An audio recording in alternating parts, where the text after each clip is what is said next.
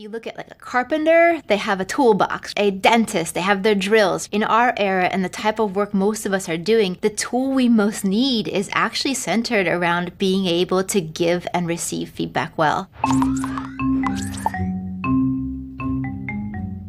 Humans have been talking about feedback for centuries. In fact, Confucius, way back in 500 BC, talked about how important it is to be able to say difficult messages well. But to be honest, we're still pretty bad at it. In fact, a recent Gallup survey found that only 26% of employees strongly agree that the feedback they get actually improves their work. Those numbers are pretty dismal. So what's going on? The way that most people give their feedback actually isn't brain-friendly. People fall into one of two camps. Either they're of the camp that is very indirect and soft, and the brain doesn't even recognize that feedback is being given, or it's just simply confused. Or they fall into the other camp of being too direct. And with that, it tips the other person into the land of being defensive.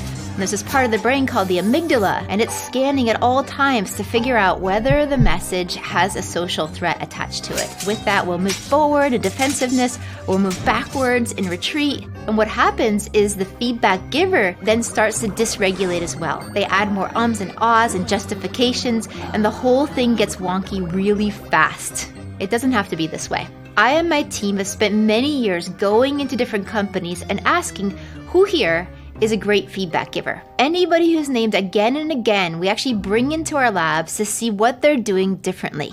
And what we find is that there's a 4-part formula that you can use to say any difficult message well. Okay, are you ready for it? Here we go. The first part of the formula is what we call the micro yes. Great feedback givers begin their feedback by asking a question that is short but important. It lets the brain know that feedback is actually coming. It would be something, for example, like, do you have 5 minutes to talk about how that last conversation went? Or I have some ideas for how we can improve things. Can I share them with you? This micro yes question does two things for you. First of all, it's going to be a pacing tool. It lets the other person know that feedback is about to be given. And the second thing it does is it creates a moment of buy-in. I can say yes or no to that yes or no question. And with that, I get a feeling of autonomy. The second part of the feedback formula is going to be giving your data point. Here you should name specifically what you saw or heard and cut out any words that aren't objective. There's a concept we call blur words. A blur word is something that can mean different things to different people. Blur words are things that are not specific. So for example, if I say, you shouldn't be so defensive, or you could be more proactive.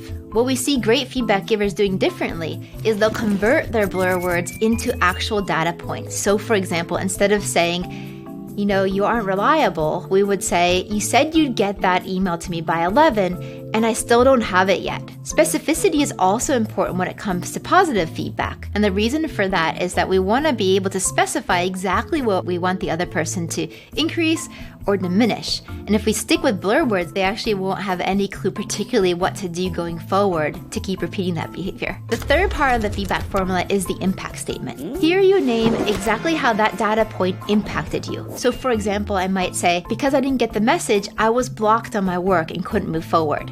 Or, I really liked how you added those stories because it helped me grasp the concepts faster. It gives you a sense of purpose and meaning and logic between the points, which is something the brain really craves. The fourth part of the feedback formula is a question. Great feedback givers wrap their feedback message with a question. They'll ask something like, well, how do you see it? Or, this is what I'm thinking we should do.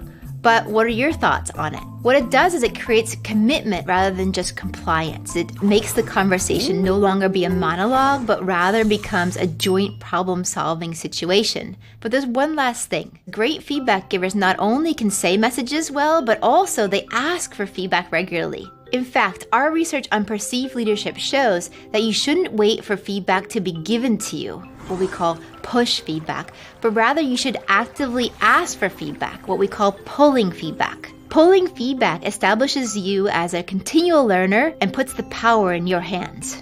The most challenging situations are actually the ones that call for the most skillful feedback. But it doesn't have to be hard. Now that you know this 4-part formula, you can mix and match it to make it work for any difficult conversation.